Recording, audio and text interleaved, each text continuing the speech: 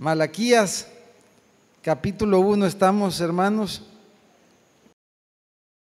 Vimos hace 2 semanas, hicimos una introducción al libro, ¿verdad? Vimos el contexto, hablamos un poquito del autor y por qué Malaquías habla de lo que habla, vimos la época, lo que estaba pasando y por qué el mensaje de Malaquías. Y vimos, hermanos, que Malaquías se desarrolla a través de unos diálogos, ¿se recuerdan? Hemos dicho que básicamente hay 8 diálogos, 8 preguntas, y hay un patrón que es el que estamos usando, vamos a verlo ahí en la pantalla, el patrón ahí está, el patrón. Dios hace una declaración, ¿verdad? Dios declara algo. El pueblo responde de una manera o cuestiona, el pueblo cuestiona lo que Dios está diciendo y entonces Dios da, dijéramos, una respuesta definitiva. Entonces esa es la dinámica y dijimos que la estructura del libro es un poquito diferente a lo que normalmente vemos en los profetas, que los profetas siempre vienen y dicen y de una manera autoritativa como es la palabra de Dios, los profetas decían así dice el Señor, ¿verdad?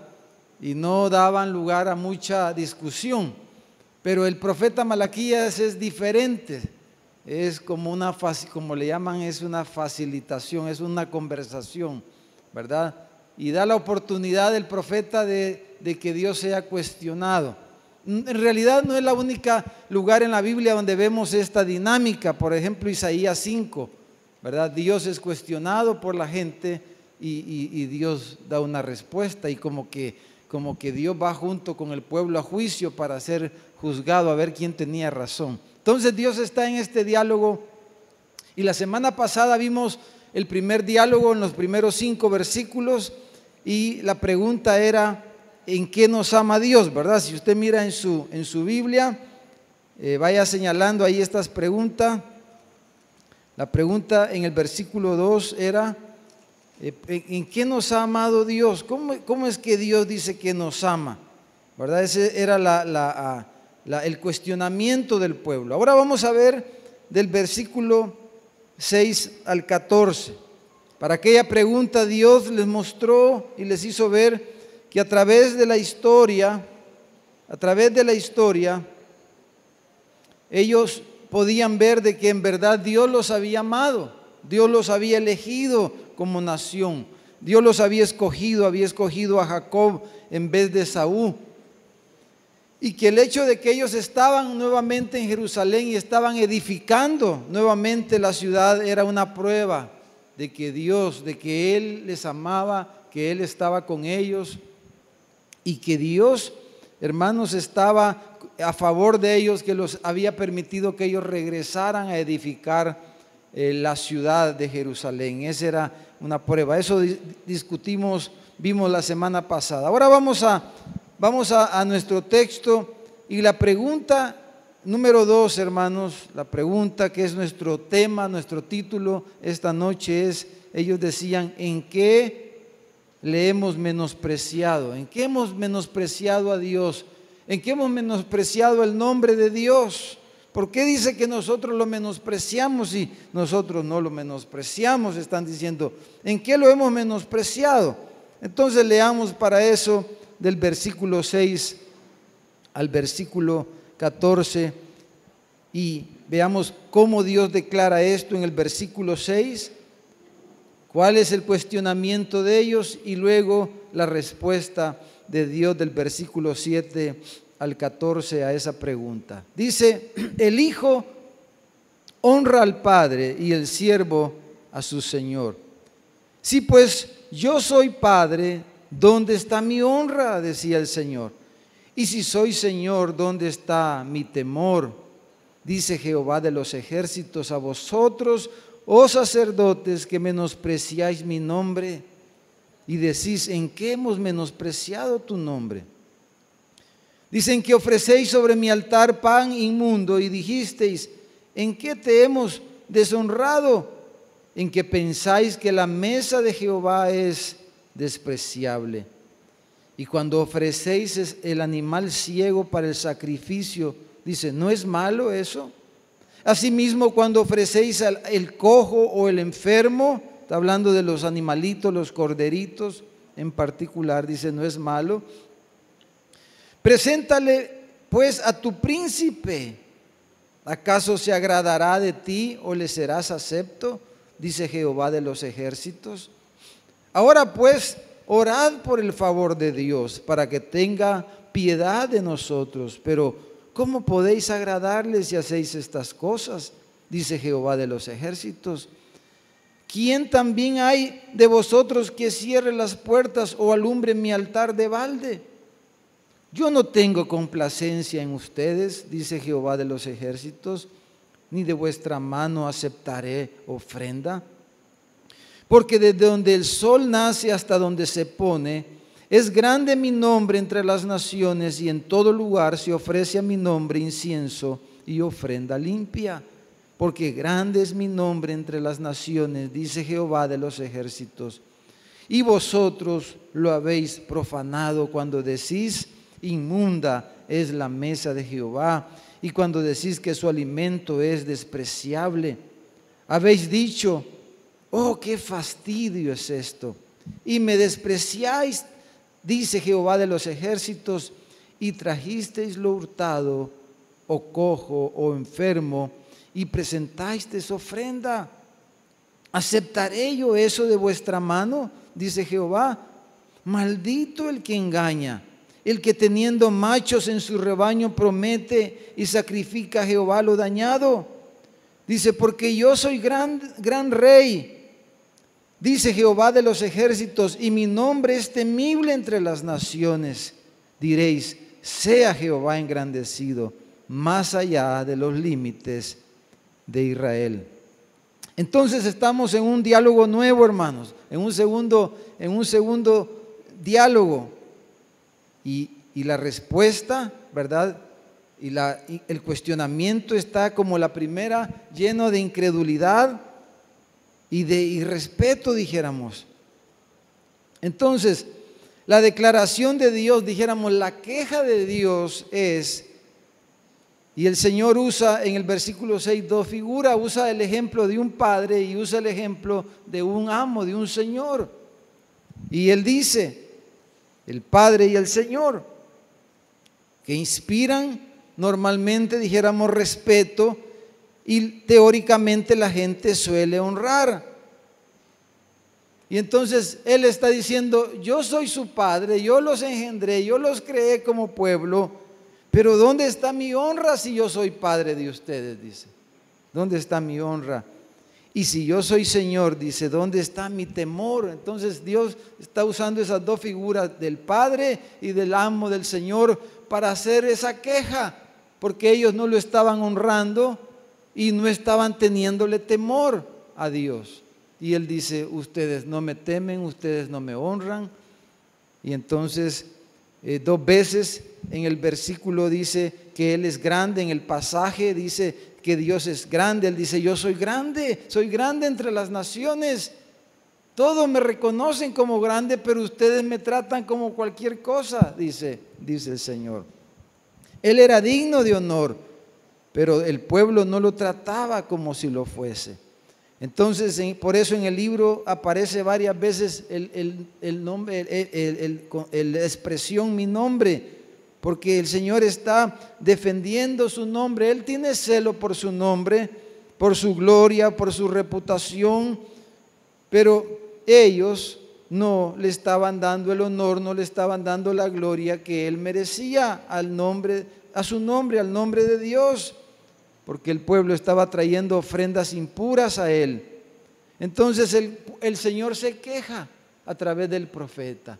El Señor dice, ustedes dicen que me aman, que me honran, que me temen, que me respetan, pero no lo están haciendo. ¿Dónde está mi honra? ¿Dónde está mi temor? Entonces viene la respuesta de la gente, ¿verdad? El cuestionamiento de la gente, la reacción de los sacerdotes, porque el libro de Malaquías va dirigido al pueblo, pero en particular va dirigido a los sacerdotes, al liderazgo, a los pastores, dijéramos, a los líderes de la nación. Entonces la reacción de ellos la tenemos ahí mismo en el versículo 6. Y ellos dicen, ¿cómo se hacen como dicen? Los suizos, lo de los panes, ¿qué más podemos decir, más?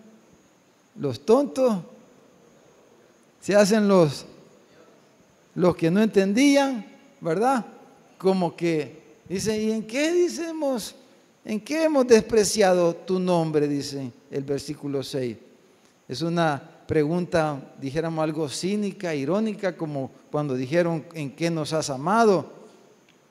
Ahora la respuesta de Dios es que ellos estaban prestando un culto que no estaba de acuerdo con lo que Él les había prescrito. Y tenían una actitud de desprecio y de aburrimiento hacia lo que el Señor había establecido. La actitud de los sacerdotes hacia el culto, acuérdense que el tema general es el verdadero culto a Dios, el culto que ellos hacían, las ofrendas que ellos presentaban. A través de esto ellos estaban menospreciando a Dios, y Dios no lo iba a aceptar. Hermanos, en realidad estamos ante un problema serio, ¿verdad? Hoy día las personas piensan que el culto no es importante. No es el caso suyo, ¿verdad? Usted está aquí, como decía el hermano Carlos, un día miércoles, ¿verdad? Hicimos un esfuerzo y para estar aquí. Pero si hablamos en términos generales, hay una actitud hoy día en la iglesia, porque hay una depresión espiritual, hay un decaimiento espiritual, hablando en términos generales, y hay un menosprecio, hay un desdén, hay un desgano, y esa era la actitud que ellos estaban presentando, un desgano al culto público, porque el traer las ovejas, traer las ofrendas y ponerlas en el altar y ofrecérselas a Dios era la manera en que Dios había estipulado que Él iba a ser adorado por ellos. Era el culto a Dios, era el culto público. Y hoy tenemos un problema serio, pero no es un problema nuevo, ¿verdad? Porque aún el escritor de Hebreos dijo, no sean como los que tienen por costumbre, no congregarse, dijo. Y así hay un montón de gente que piensa que el culto público, que el congregarse, que el culto no es algo importante, y lo toman con desdén, con desprecio, dijéramos. Entonces, pero el culto público, hermano, en verdad, aquí en el culto es donde desembocan todos los aspectos de la iglesia, el discipulado, la doctrina, lo que creemos sobre Dios y la iglesia. Todos los aspectos que tienen que ver con la vida cristiana, todo desemboca en el culto. En el culto se manifiesta, en nuestro culto, en nuestra adoración pública y privada, en nuestra vida se manifiesta lo que creemos y cómo adoramos a Dios. Entonces tenemos ese problema aquí expresado en esta porción, era lo que el Señor estaba diciendo. Entonces veamos la respuesta de Dios a esto. Dice, ustedes, los hijos respetan, honran a sus padres, los siervos tienen temor de sus jefes, de sus amos. Yo sí soy su padre, yo sí soy su Señor. Muéstrenme el respeto y muéstrenme el temor, muéstrenme la honra que deben de darme, ¿verdad? Es lo que el Señor. Entonces ellos dicen, yo no fui, dicen. Ya saben quién fue, ¿verdad? Allá está la hermana. Entonces vean la respuesta del Señor, y eso es lo que tenemos desde el versículo 7 hasta el versículo 14. Y vamos a dividir la respuesta que el Señor les da, porque a través de la respuesta, lo principal es que Dios, dijéramos, realza su nombre y les recuerda las consecuencias del menosprecio que ellos estaban haciendo hacia Él. Quizás esos son los dos puntos aquí centrales. Él les recuerda quién era Él, a través de su respuesta Él les expone quién es Él, y las consecuencias de lo que ellos estaban haciendo, del irrespeto que ellos estaban teniendo hacia su nombre, la manera en que le estaban adorando incorrecta. Entonces dividimos la respuesta de Dios en 4 partes, la vamos a dividir. La primera parte, hermanos, en el versículo 7 y primera parte del versículo 8, versículo 7 y versículo 8. Y le vamos a poner a esa parte, a la respuesta que Dios le da a esa, dijéramos, a ese diálogo. Lo primero le vamos a llamar que la mesa del Señor no era despreciable. La mesa del Señor, les dice él, no es despreciable. Ustedes, dice, están menospreciando mi mesa. ¿Cómo es que, porque la cosa es, ¿cómo es que me desprecian? Pues, yo les voy a explicar y les voy a mostrar cómo ustedes me están despreciando. Me desprecian cuando desprecian mi mesa. Cuando desprecian mi mesa, ahí están despreciándome a mí, dice el Señor. Ahora, la mesa se refería al altar, o sea, el lugar del sacrificio, donde ellos traían sus ofrendas y sus sacrificios, donde los sacrificios, las ofrendas de ellos eran entregados, o sea, el culto de ellos a Dios. Esa era la mesa, era el culto de ellos, el culto que ellos le estaban ofreciendo a Dios.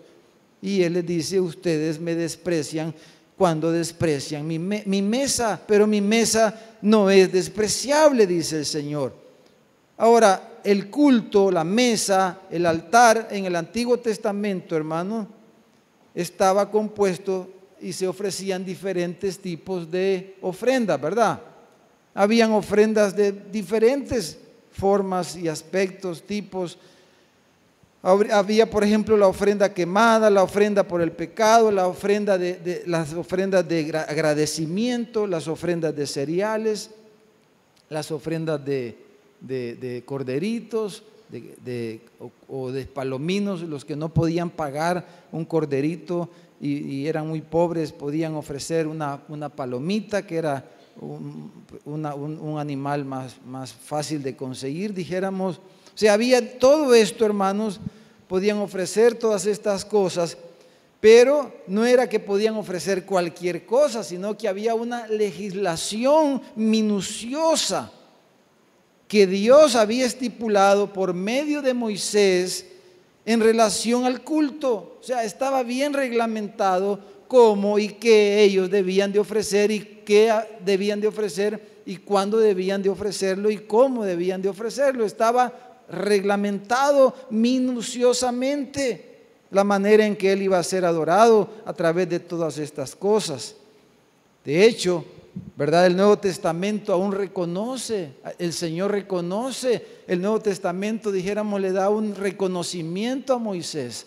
Por ejemplo, en Hebreos capítulo 3, tal vez lo ponemos ahí en la pantalla, Hebreos capítulo 3, versículo 5, el escritor a los Hebreos dice, y Moisés dice, a la verdad, dice, fue fiel en toda la casa de Dios, o sea, el tabernáculo, particularmente, ¿verdad? Y eso se refiere como siervo, dice, para testimonio de lo que se iba a decir. O sea, Moisés escribió e hizo todo lo que Dios le mandó que hiciese, y él fue fiel, fue minucioso en hacer como Dios le había dicho. ¿Por qué? Porque él entendió que lo que él hacía estaba anunciando algo, dice, lo que se iba a decir, porque todo eso eran figuras, eran un anuncio, era un presagio, dijéramos. ¿De qué? De aquel único y verdadero sacrificio, de aquel único y verdadero holocausto que iba a ser ofrecido por el Hijo de Dios miles de años después. Todo eso anunciaba la cruz, anunciaba el holocausto definitivo, anunciaba el favor de Dios para su pueblo. Todos aquellos sacrificios eran un tipo, una figura del sacrificio mayor del Hijo de Dios, que iba a ser inmolado en la cruz del Calvario por el pecado de los suyos, por el pecado de nosotros, por el pecado de su pueblo. Y Moisés, dice, fue fiel en todo eso. Y por eso, hermanos, hay dos motivos aquí básicamente por lo cual Dios rechaza el culto de ellos y les dice: ustedes están despreciando mi mesa, mi culto.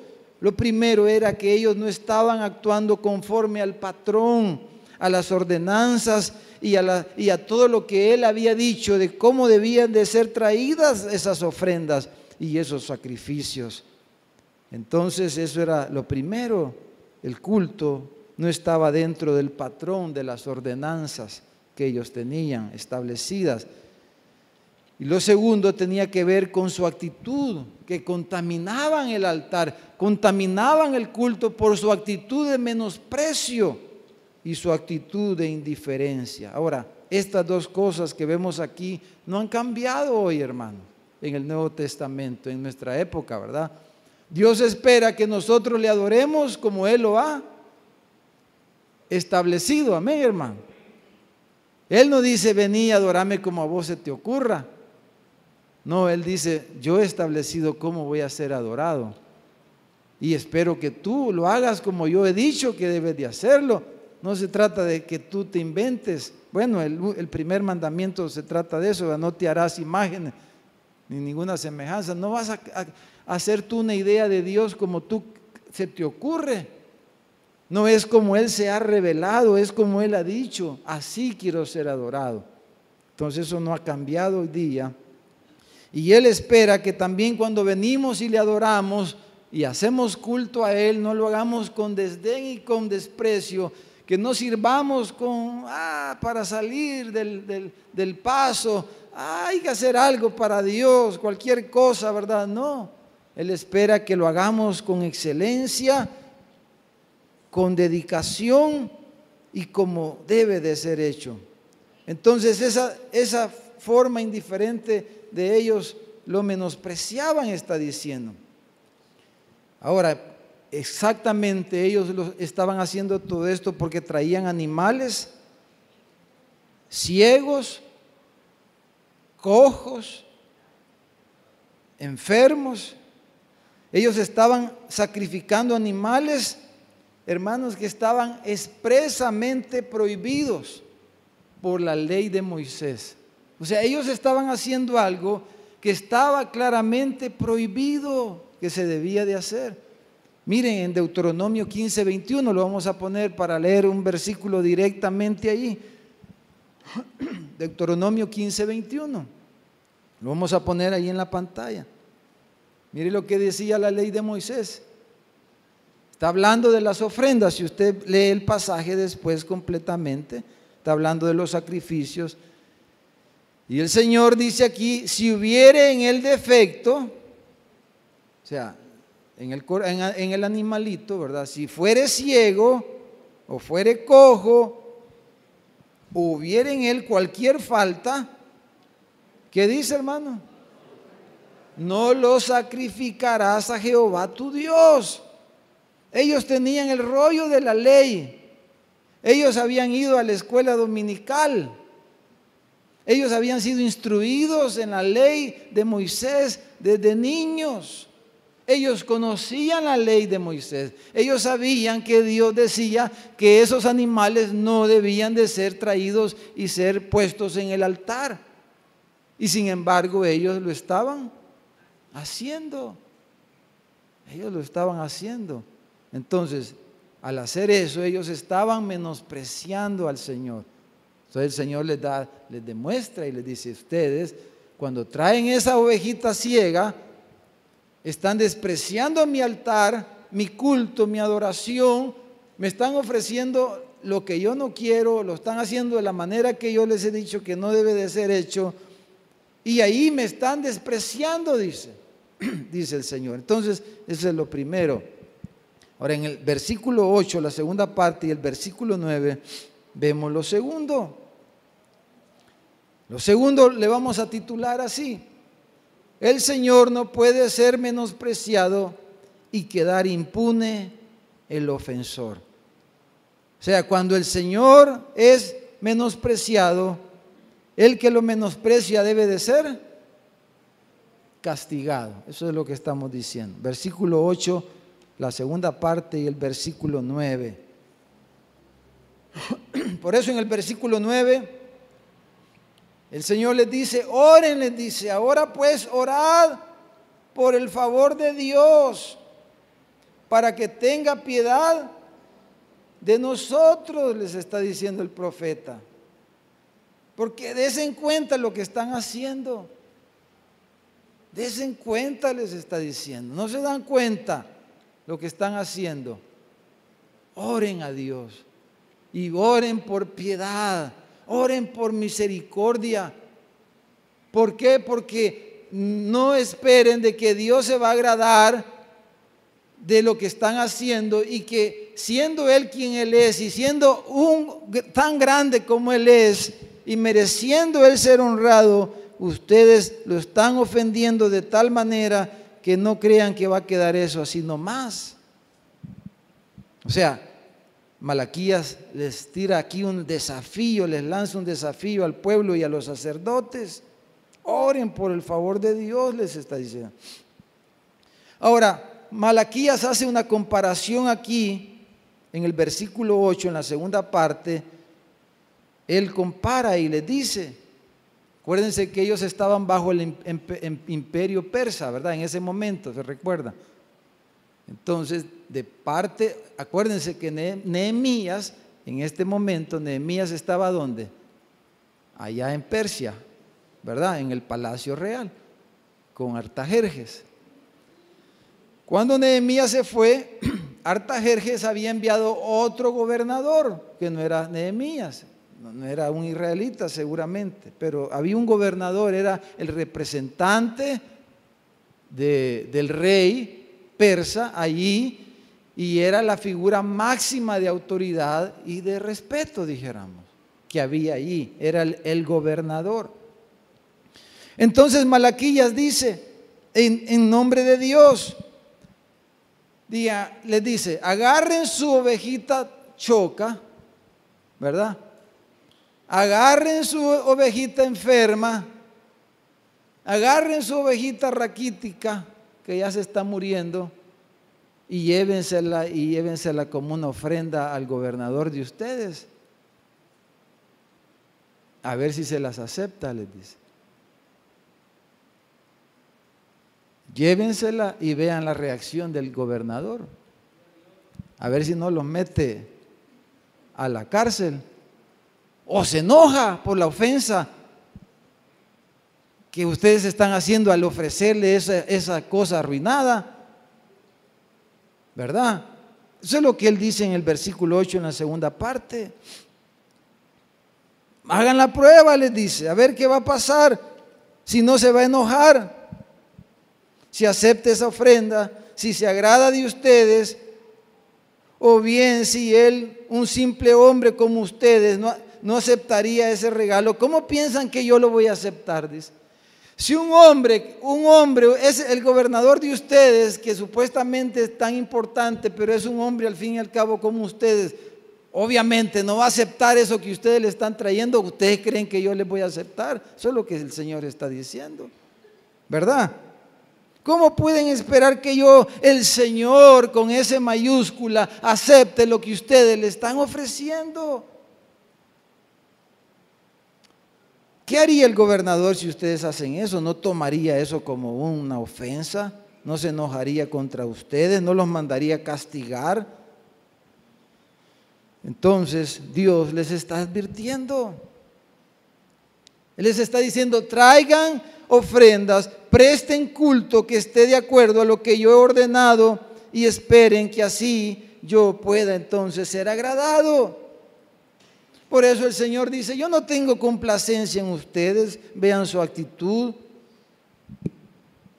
Piensen, otro ejemplo que les dice a Malaquías aquí, piensen, les dice un hombre que tiene un corral de ovejas, tiene una crianza de ovejas y va a su corral y ve ahí sus ovejitas y ve por allá una ovejita gordita, chelita, bien cargada de lana. La oveja que es el orgullo. Cuando llegan visitas, ¿verdad? De los que les venden la carne de la oveja, quizás cuando llegan del mercado, del supermercado llegan y entonces ven y usted dice, saca su ovejita y le dice, ese es el ejemplo, las ovejas que nosotros cultivamos aquí.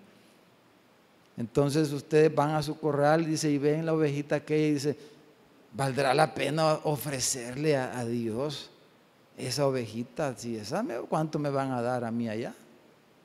Entonces, ¿qué hacen ustedes? Les dice, ustedes agarran la que está ahí allá encerrada, que no salió porque está enferma, la que se cayó en el aprisco y se quebró la patita y ya quedó toda defectuosa.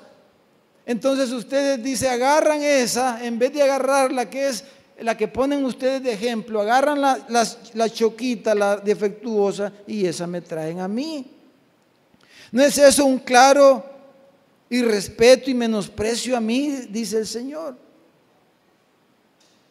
Ahora, el pueblo hacía eso. Ahora piensen en los sacerdotes. Los sacerdotes, que eran los que recibían las ovejitas del pueblo y eran los que las ponían en el altar para ser quemadas, para ser ofrecidas en el holocausto. ¿Cuál era el deber de los sacerdotes cuando ellos trajeran esas ovejitas, hermano? Decirles con firmeza que no podían traer eso, ¿verdad? Esa era la obligación de los sacerdotes.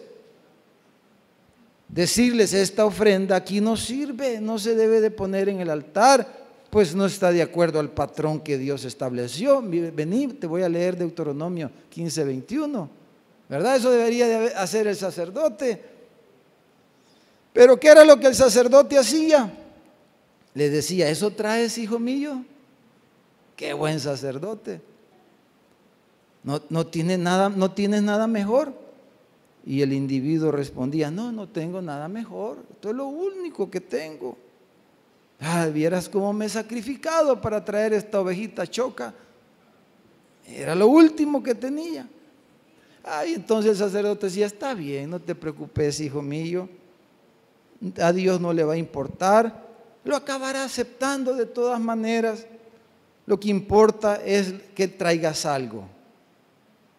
Como es para Dios, ¿verdad? Aunque todo destemplado, pero es para Dios. Como es para Dios, dice que es diezmo, pero en realidad no es diezmo, hermano, es como el 5 quizás por ciento lo que trae. Pero le puso que es diezmo. No está completo. Su servicio que le está dando a Dios, sí, ni va a las reuniones de líderes. No viene a las reuniones de líderes, pero es líder. Solo unos ejemplos, hermano. Entonces el sacerdote decía, no, lo que importa es que traigas algo, lo que vale es tu intención, hijo, le decía el sacerdote. Tu intención es la que cuenta. Entonces el sacerdote agarraba el animalito y lo ponía en el altar. Entonces la cuestión no era una cuestión de sensibilidad, de que Dios, ¿verdad? Pobrecito el israelita que no tenía otra cosa que conseguir y hasta se fue a robar la ovejita para traérsela a Dios. Era oveja robada, porque como dice, oveja robada. Se descuidó un cliente en el camino y le voló la ovejita y eso le traía al Señor. Era oveja mala vida. Entonces, el asunto no era una cuestión de sensibilidad, sino era una cuestión de principios, hermano. Dios quería que su pueblo lo priorizara a Él. El punto era, como Él lo es hoy día, que le dieran a Él lo mejor, que lo amaran de corazón, que lo apreciaran. Lo que estaba de por medio no era en sí la ovejita o que si era ternerito o cuánto, no, eso al final ese no es el punto. El punto es cuánto de verdad ellos lo amaban, qué tan importante era Dios para ellos, lo estaban priorizando, era Dios lo primero en sus vidas. El problema no era el animal, sino lo que ese animal representaba el corazón de ellos. Esa ofrenda representaba su adoración, representaba su corazón. era su sacrificio, era lo que sacrificaba a Dios. Entonces representaba quién era Dios para el oferente, para ese israelita. Eso representaba la ofrenda. ¿Qué concepto tenían de Dios ellos? Entonces los sacerdotes se convirtieron en cómplices del pueblo en rebajar el nivel del culto que era prestado. Y Dios lo consideró una falta de respeto y una desobediencia. Y en realidad el sacerdote estaba engañando a la gente. Estaba engañando al pueblo al aceptar esas ofrendas y presentarlas a ellos en el altar de Dios. Los engañaba haciéndoles creer de que Dios iba a aceptar eso y que Dios se iba a agradar de eso. Los estaba engañando al pueblo. Entonces la palabra de Dios es: yo no acepto tus ofrendas porque son inmundas, dice. Contaminas mi mesa con lo que me traes. Contaminas el culto, contaminas mi adoración. Pueda que sea traída con la mejor intención, pero no estaba dentro del patrón que Dios había establecido.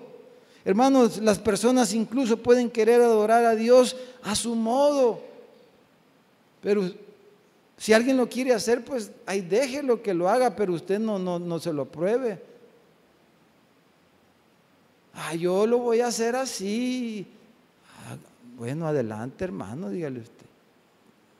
Pero no cuentes conmigo en eso. No estoy para eso. No cuentes conmigo. Si quieres andar en tus caminos, no están en el patrón que yo les establecí, estaba diciendo el Señor. Quien regula el culto no soy yo, no somos los pastores, no son los líderes, no es el oferente el que regula el culto. ¿Quién es, hermano? Es Dios. Dios es el que regula el culto. Él había establecido las regulaciones del culto. Ellos la estaban violando.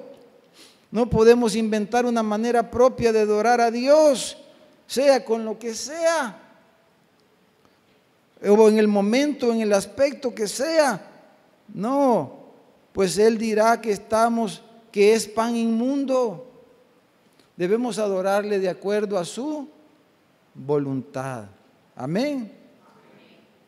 Lo que Él les estaba diciendo es: no los castigaré por lo que están haciendo. No los castigaré por lo que están haciendo, por la forma en que me están ofendiendo. No merecen un buen castigo por su falta de respeto. Y por eso les dice en el versículo 9: mejor oren y pidan piedad, pidan misericordia. Y obviamente dejen de andar en esos caminos. Entonces, la tercera parte, hermanos, de la respuesta de Dios la tenemos del versículo 10 al 12. Y dice: la mesa del Señor no es inmunda. La mesa del Señor no es despreciable. Y hoy más específicamente dice: la mesa del Señor no es inmunda. Dice. En estos versículos, hermano, el profeta se ha vuelto particularmente contra los sacerdotes, como ya vimos, que estaban despreciando el nombre del Señor sin escrúpulos. Le ofrecían en su altar lo cojo, lo ciego, lo enfermo, y no dudaron en hablar con desdén y desprecio de la rutina establecida en el servicio levítico, y se expresaron como un cansancio. Ahora, el versículo 10, hermano, si usted ve el versículo 10, es un versículo, hermanos, que un poquito, dijéramos, este versículo 10 es un poquito complejo. Básicamente se traduce de dos maneras y se interpreta de dos maneras diferentes. Estuve chequeando varios comentaristas, pero básicamente dijéramos, podemos resumirlo en dos formas de ver este versículo 10 en particular. Mire, dice: ¿quién también hay de vosotros que cierre las puertas o alumbre mi altar de balde? O sea, está hablando de las puertas del templo, ¿verdad? y está hablando del fuego, alumbre, o sea, que le ponga fuego al altar del holocausto, ¿verdad? Dice, no hay quien lo cierre las puertas o alumbre mi altar de balde, dice, la Reina Valera del 60 traduce de esa manera. Ahora, el versículo 10 contrasta completamente con el versículo 11, porque el versículo 11 es como que Dios, dijéramos, tiene un exabrupto, o Dios, dijéramos, se expresa en realidad y defiende su honor y quién Él es, cuando dice, porque desde donde el sol nace hasta donde se pone, o sea, en todo lugar, es grande mi nombre, dice, entre las naciones, y en todo lugar se ofrece a mi nombre incienso y ofrenda limpia, dice, porque grande es mi nombre entre las naciones, dice Jehová de los ejércitos. Ese versículo 11 expresa algo como lo que Jesús le dijo a sus contemporáneos. Le voy a leer en Lucas capítulo 4, cuando Jesús les dijo, en verdad os digo que muchas viudas habían en Israel en los días de Elías, cuando el cielo fue cerrado por 3 años y medio, y hubo una gran hambre en toda la tierra, pero a ninguna de ellas fue enviado Elías, sino a una mujer viuda de Sarepta de Sidón. O sea, está hablando de una gentil de Sidón, ¿verdad? La viuda aquella a la que fue Elías y le multiplicó el aceite, ¿se recuerdan? Luego dice, muchos leprosos habían en Israel en los días del profeta Eliseo, pero ninguno de ellos los sanó el Señor, sino sanó a Naamán, el sirio, otro gentil. El versículo siguiente, 28, Jesús les dijo al oír, Jesús al oír estas cosas dice que ellos se enojaron, se llenaron de ira, porque ¿qué era lo que el Señor les estaba diciendo, el Señor Jesús? Lo mismo que el Señor le está diciendo aquí al pueblo de Israel. Ustedes menosprecian, pero mi nombre es grande entre las naciones. Siempre hubo gente, ustedes que son mi pueblo, que deberían de honrarme, deberían de adorarme como yo lo merezco, no lo hacen. Sin embargo, hay gente en otros lugares donde no son mi pueblo, hay gente que me honra como debo de ser honrado. Eso es lo que Él está diciendo. Mi nombre es grande entre las naciones. En las naciones, entre los gentiles, hay gente que me honra, me teme, me adora. Acuérdense de alguien en el libro de los Hechos que era así. El centurión aquel, ¿cómo se llamaba? Cornelio, ¿verdad? Cornelio. Dice que era temeroso de Dios y que hacía limosnas al pueblo. Y no había conocido el Evangelio hasta que Pedro llegó y les predicó. De eso está hablando aquí el Señor. Ustedes que son los que se supone que me conocen y me deberían de dar culto limpio, adorarme como es debido, pero no lo hacen. Y ahí hay otra gente que sí lo hace. En las naciones, está diciendo. Entonces el versículo 10, hermanos, se puede interpretar de dos maneras. Por ejemplo, la Biblia de las Américas traduce el versículo 10 de esta forma, se lo voy a leer, dice: o si hubiera entre vosotros quien cerrara las puertas para que no encendierais mi altar en vano, no me complazco en vosotros, dice el Señor de los ejércitos. O sea, una forma en que se interpreta este versículo es que el Señor les estaba diciendo que Él quisiera que hubiera un sacerdote fiel que mejor cerrara el templo y suspendiera el culto y dijera, ya no van a haber cultos. Que hubiera un sacerdote fiel que cerrara el templo, que apagara el altar y dijera, ya no se van aquí a recibir más sacrificios porque solo inmundicia traen ustedes. Así que vamos a cerrar hasta que nos arrepintamos y vamos a iniciar nuevamente el culto de los sacrificios. Que hubiera alguien así. Entonces algunos interpretan eso. Pero otros, este versículo interpreta, hermano, que es lo que creo que yo pienso que va un poco más con el sentir del reclamo y todo lo que el Señor está diciendo. Lo que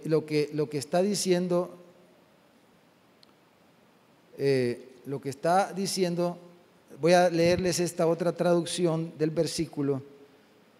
Dice: no hay hombre entre los sacerdotes que cierre las puertas o encienda fuego para nada o por nada. Dice: si se le pidiera que hiciera, dice un comentarista, que hiciera el servicio más pequeño, preguntaría: ¿cómo me van a pagar por ello? No harían nada gratis, pero eran todo por lo que podían obtener, por lo que ellos lo que hacían, lo hacían por obtener algo a cambio. Cada uno por su propia ganancia. Entonces dice un comentarista: aunque tengan en cuenta que Dios ha ordenado que sus siervos estén bien pagados, dice este comentarista, en este mundo, no son siervos aceptables para Él si son mercenarios del Evangelio, dijéramos hoy, y que nunca harían el trabajo si no fuera por el salario que reciben. Hoy, ¿cuánto me van a dar? Dice: van a hacerlo de balde, o lo están haciendo de balde, podríamos decir.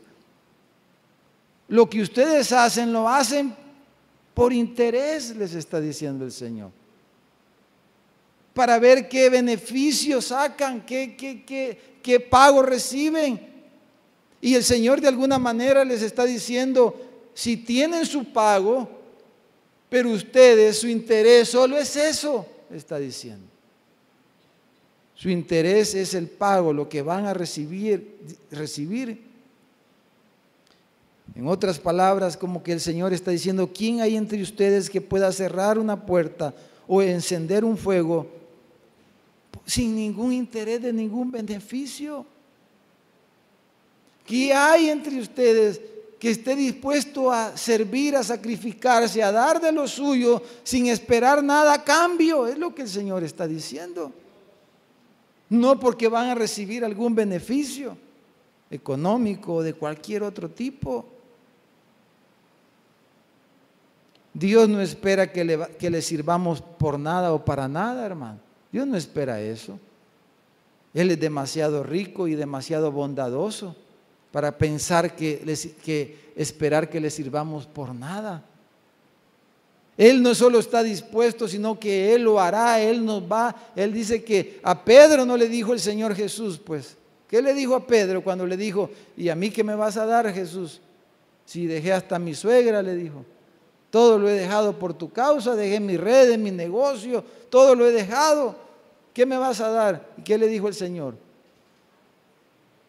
100 veces más en esta vida y en la vida eterna, y en la vida venidera, la vida eterna. O sea, te voy a dar, porque el Señor, en la mente del Señor, en la mente de nuestro Dios, porque Él es rico y es bondadoso, sumamente bondadoso, en su corazón está darnos y recompensarnos de una manera que ni nos imaginamos.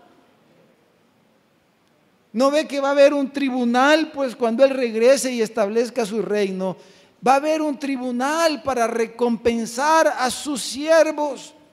¿Por qué va a haber eso, hermano? Porque Él es bondadoso, porque Él nos va a recompensar por lo que hicimos de una manera que ni nos imaginamos, la forma en que Él nos va a recompensar. Eso es lo que está en el corazón de Dios, recompensarnos, y Él siempre es así. Pero cuando nuestro corazón se desvía y entonces hacemos las cosas solo por un interés material o lo que sea, un interés impuro, estamos contaminando el altar, estamos contaminando el culto a Dios. Amén, hermano. Entonces lo último, versículo 13 y 14, termina diciendo el Señor, es como un paralelo esto, porque casi que repite la misma idea 2 veces, porque la primera tenía que ver con lo tercero que dijimos, y la segunda que ya hablamos tiene que ver con esta última, versículo 13 y 14. Vamos a decir: el Señor no puede ser engañado y quedar impune el engañador. ¿Podrá Dios ser engañado? No. Dios no puede ser burlado, dice Pablo. Lo que el hombre siembra, eso va a cosechar. Dios no puede ser burlado.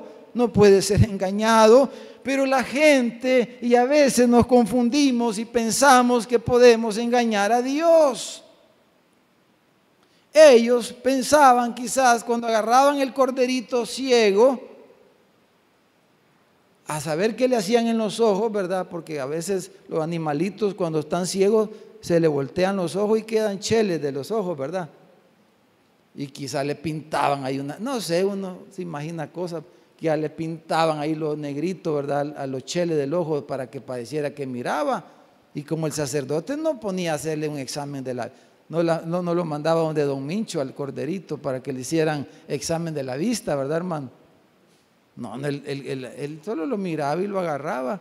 Y quizás ellos pensaban, no, si el sacerdote, hoy que está el sacerdote fulano que ya no mique y mucho, hoy llevemos al corderito que ni se da a dar cuenta el sacerdote, que es ciego, que está defectuoso, y como no se van a dar cuenta que es cojo porque le vamos a llevarlo con las patitas así. No lo vamos a dejar caminar, sino que lo vamos a llevar con las patitas así agarradas y ya que de un solo que lo pongan en el altar, ¿verdad? Para que no se dan cuenta que está cojo. Quizás eso pensaban algunos. Sí. ¿Quién se va a dar cuenta si nuestra ofrenda es defectuosa, verdad? ¿Quién se va a dar cuenta? Los hermanos que cuentan la ofrenda ni saben.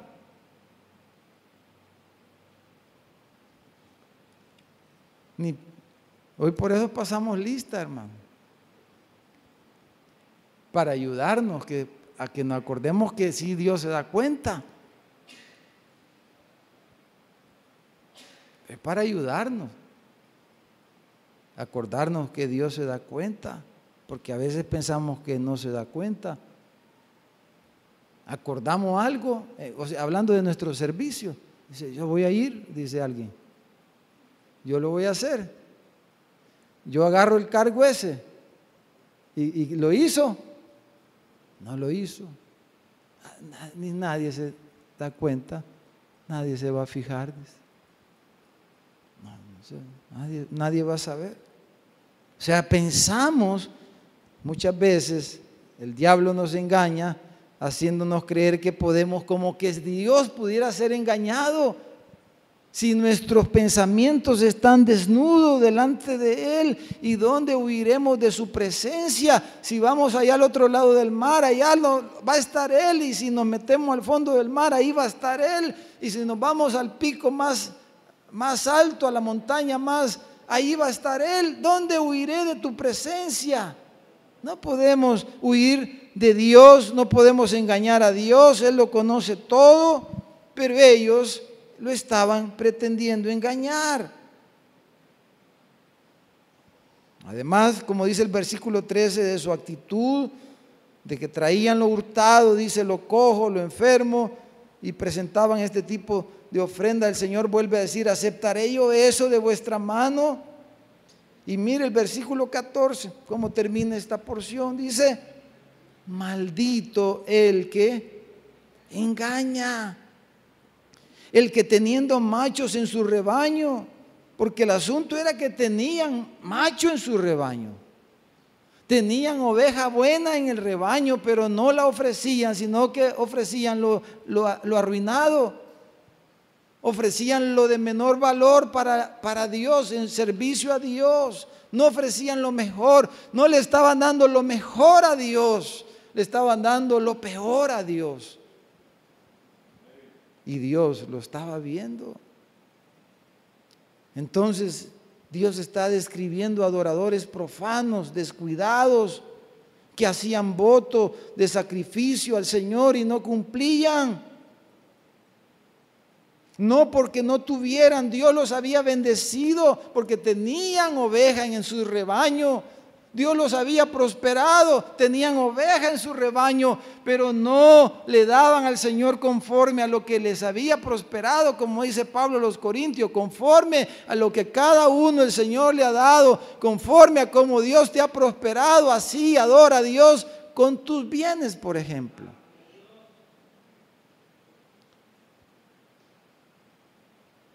Otras veces decimos, agarramos otro trabajo. A veces hasta nos dan a elegir qué horario queremos y agarramos el horario que no vamos a poder ir al culto. ¿Y por qué agarramos ese horario? ¿Por qué, hermano? Porque nos van a pagar más en ese horario. Pongo ejemplos nada más que me vienen ahorita a la mente, no los tengo aquí anotados. Agarramos un horario, hacemos teniendo la opción. A veces, ¿verdad? No tenemos la opción. A veces tenemos que orar por estas cosas, por decirle, Señor, porque imagínense, bueno, yo le he puesto a veces de hace tiempo, eso fue años, pero el hermano Carlos, 5 años fueron más o menos, ¿verdad? Que oramos con el hermano Carlos. Una vez él me dijo, hace años ya eso, hermano, ya cumplimos varios. Una vez él le tocaba trabajar en la empresa donde estaba y nunca pasaba ni en su casa ni podía venir a los cultos casi. Y una vez me compartió su anhelo y le íbamos a orar por eso. Pasaron como 5 años cuando se abrió una puerta, pero él tuvo que sacrificar ingreso para poder estar aquí, congregarse y estar con su familia. Iba a ganar menos. 5 años. Sí. Pero esas decisiones son las que constantemente tenemos que tomar. Pero ¿cuál era el destino de aquellos que tratan de engañar a Dios, de los adoradores? Que tratan a Dios de una manera fraudulenta. Entonces dice, maldito hermano. ¿Y cuál es la razón de esa condena? ¿Es justa esa condena? Es justa. ¿Por qué? Porque dice, porque grande es el Señor de los ejércitos. Es tan grande que merece un gran castigo. Tu irrespeto y tu deshonra merece un gran castigo, que has hecho lo que no tenías que hacer.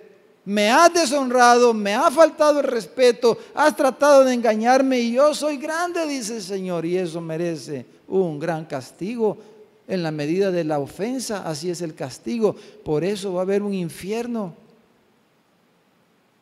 Hay gente que dice, ¿y por qué un infierno, tanto castigo para pobres criaturas? Si el castigo es en relación y en la medida de la ofensa que uno ha cometido, y despreciar a Dios, hermano, eso no es poca cosa. Eso no es poca cosa, despreciar a Dios. Entonces, hermanos, terminando, en resumen, ¿qué necesitamos hacer para dar un culto que agrade a Dios? 2 cosas. En primer lugar, concientizarnos de quién es Dios. ¿Quién es Dios? Tenemos que hacernos esa pregunta constantemente.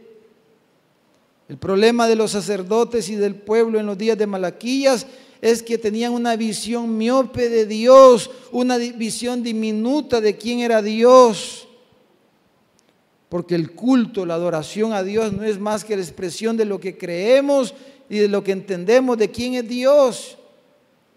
Si pensamos en Dios en términos pequeños, su culto a Dios será proporcional a ese entendimiento. Si pensamos que Dios es pequeño, mi culto va a ser pequeño y despreciable. Pero si usted ve a Dios como Él se revela, como un Dios grande y temible, si usted ve a Dios así, entonces que es grande en las naciones, que es el creador de los cielos y de la tierra, el Padre y el Señor, entonces ¿cómo va a ser nuestra adoración? Va a ser grande, va a ser lo mejor. Entonces, ¿quién es Dios? Es lo primero. Y lo segundo, hermano, debemos adorar a Dios de acuerdo como Él lo estipula, como Él lo ha dicho. Esa debe de ser nuestra preocupación.